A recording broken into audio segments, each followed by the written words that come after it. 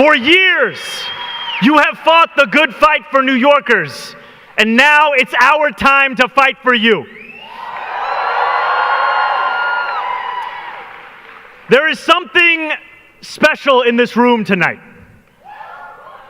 It's power. It's the power of hundreds of thousands of New Yorkers united, ready to usher in a new day. It is the power of a movement that won the battle over the soul of the Democratic Party, that put Andrew Cuomo's vision of austerity and smallness firmly where it belongs on a ballot line no one's ever heard of.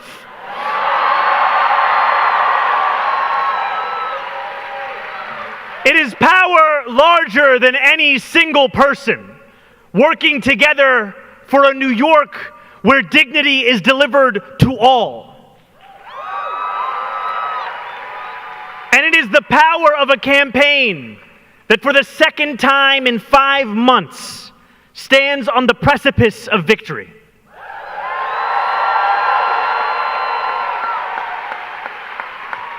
Three weeks from tomorrow, we will win again.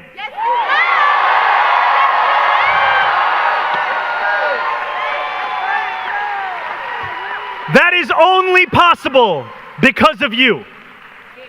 This campaign has built the largest volunteer effort of any in New York City history. There are 3,200 people in this theater tonight. And alongside all of you, there are over 80,000 more across our city. In Brownsville, in Parkchester, in Flushing, and right here in Washington Heights.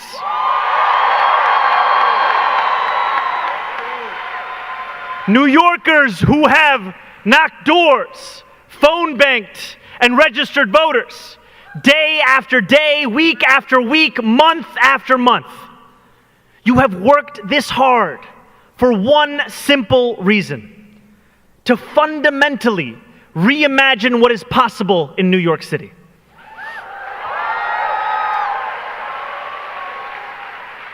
Now, there are some who oppose that vision. Billionaires like Bill Ackman and Ronald Lauder have poured millions of dollars into this race because they say that we pose an existential threat. And I am here to admit something. They are right.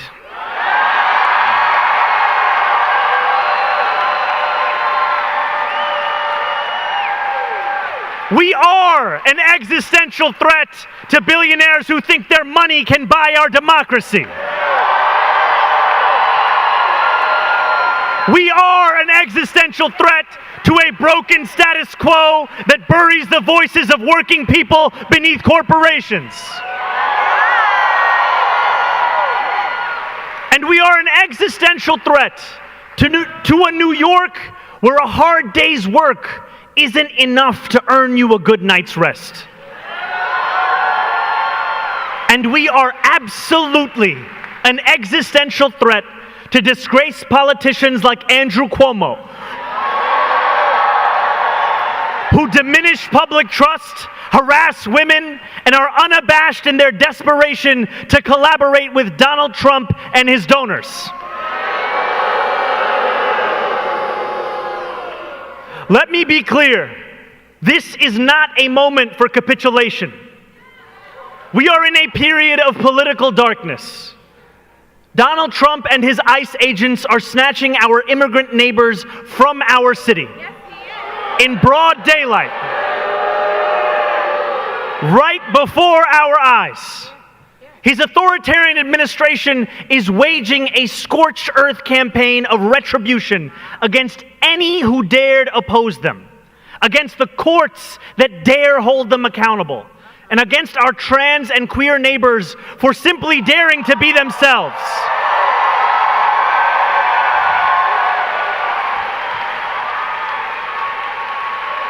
And again, Trump has broken the promise he made to the American people that he would fight for the working class by taking on the cost of living crisis. Over the last 9 months, we have witnessed the largest wealth transfer from the poor to the rich in history.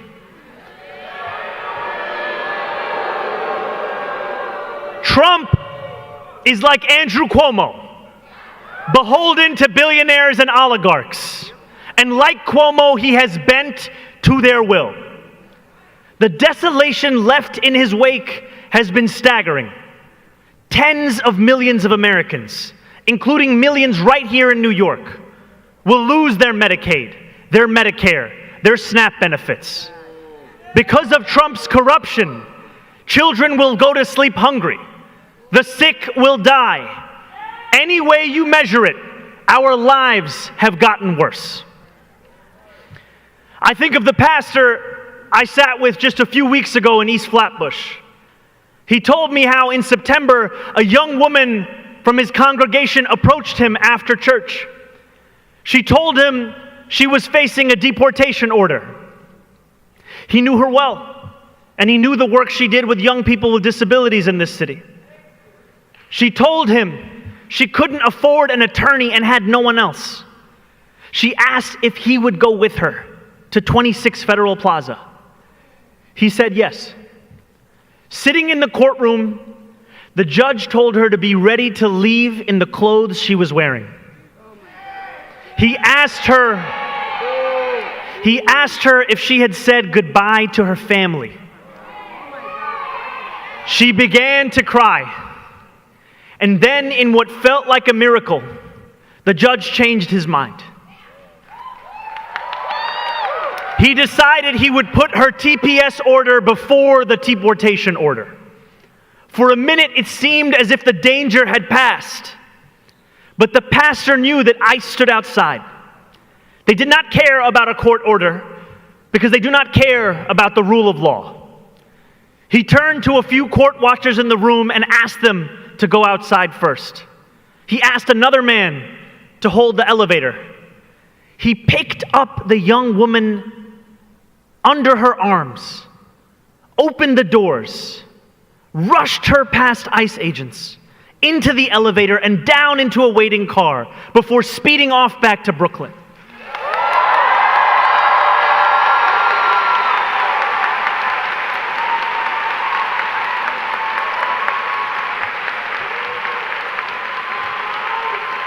Through it all, her feet had never even touched the ground.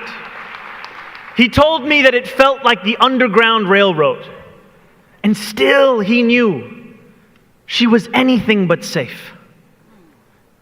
We are living in the times that we read about.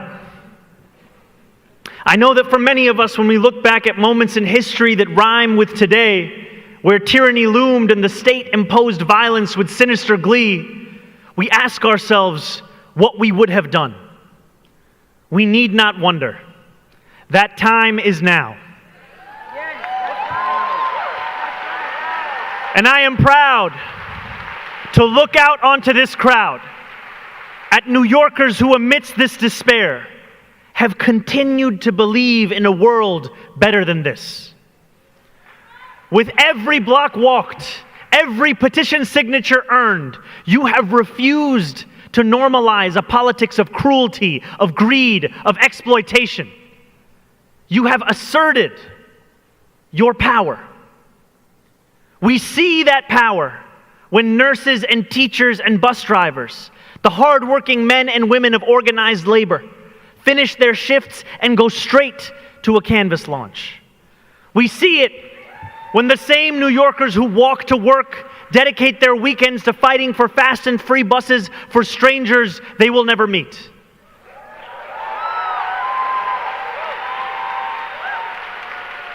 And we see it when grandparents whose children have long grown into adulthood fight on behalf of universal childcare so that a young family they've never met on the other side of the city can afford to stay here.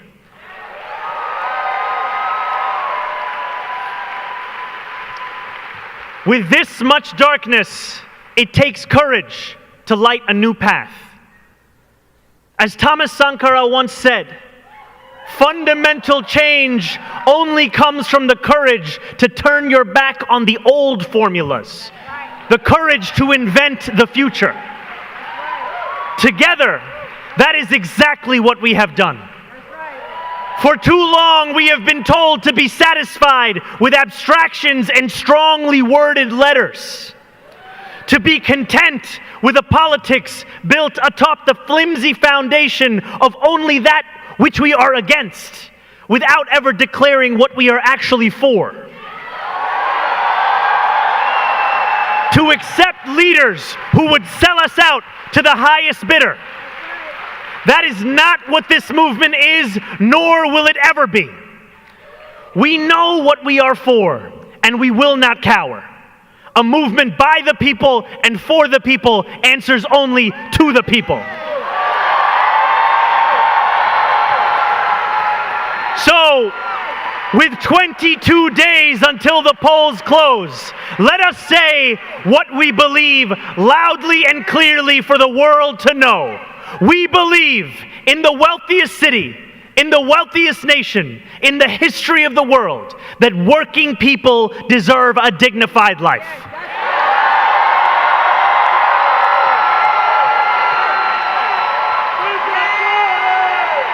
We believe that buses should be fast, and we believe that housing is far too expensive.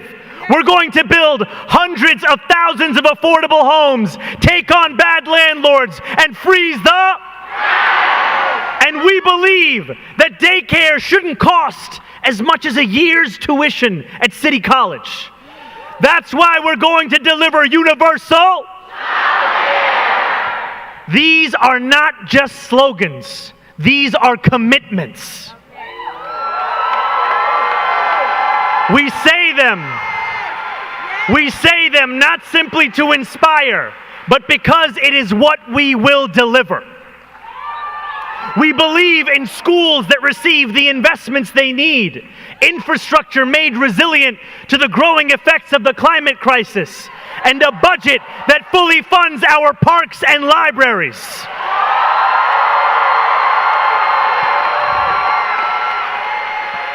We believe in public safety that actually delivers safety and justice. We can make this a city where no one is afraid to walk the streets or take the subway. A city where our police officers focus on serious crimes, and it is mental health professionals that address the mental health crisis. In New York, we believe in standing up for those that we love. Over the last 9 months, we have watched the man with the most power in the world expend enormous energy targeting those with the least. Whether you are an immigrant, a member of the trans community, one of the many black women that Donald Trump has fired from a federal job, a single mom still waiting for the cost of groceries to go down, or anyone else with their back against the wall, your struggle is ours too.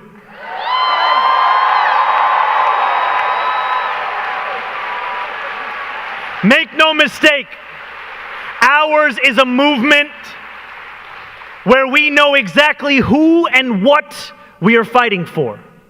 We are not afraid of our own ideas. For too long, we have tried not to lose. Now it is time that we win.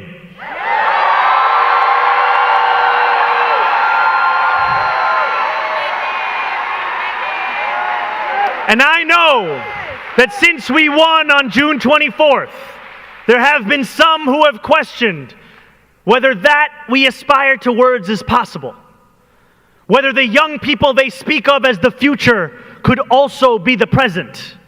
Whether a left that has critiqued could also be the left that delivers. To that, my friends, I have a very simple answer. Yes.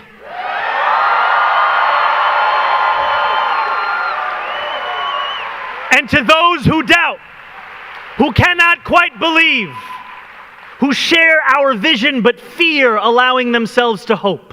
I ask you, when has dignity ever been given? The same questions asked of us were asked of organized labor, were asked of the civil rights movement, were asked of any who had the nerve to demand a future they could not yet see. Could they not wait? Could they not see that they were asking too much? They knew that we do not get to determine the scale of the crisis that we face. We only get to decide how we respond. We know that every great victory must be won because it will never be given. When organized labor won the weekend so that working people would have time to rest, that was power won, not given.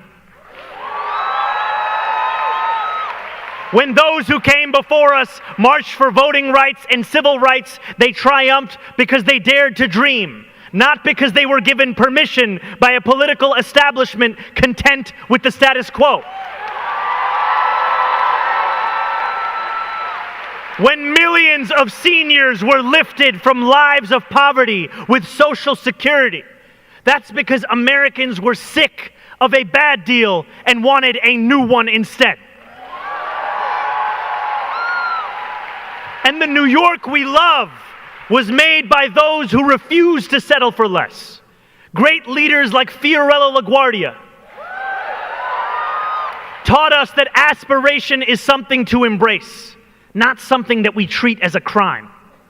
When we shake loose the shackles of small expectations, our city builds parks and hospitals, and we show the world that ambition and compassion are in fact intertwined. In an age of darkness, New York can be the light, and we can prove once and for all that the politics we practice need not be one of either fear or mediocrity, that power and principle need not live in conflict in City Hall, for we will use our power to transform the principled into the possible.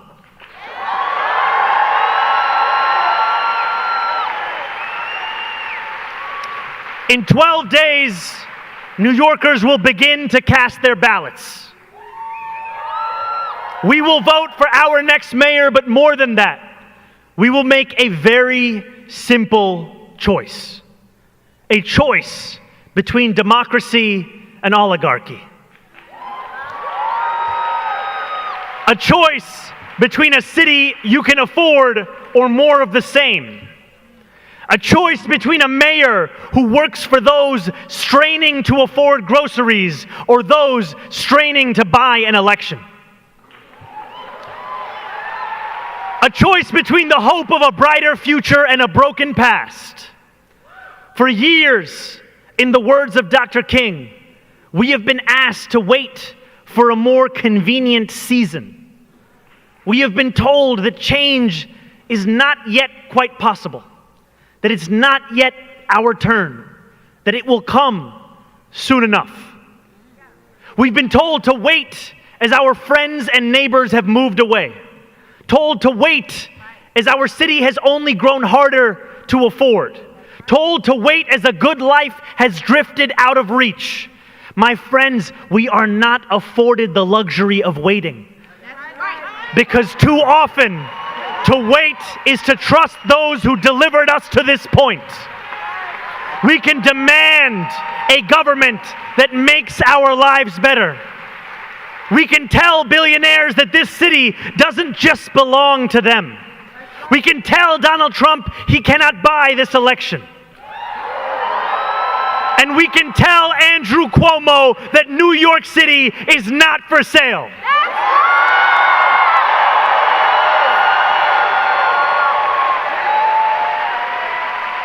So on the evening of November 4th, when the world learns that we have won again, they will know our answer to the question.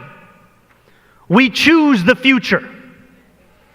Because for all those who say our time is coming, my friends, Our time is now.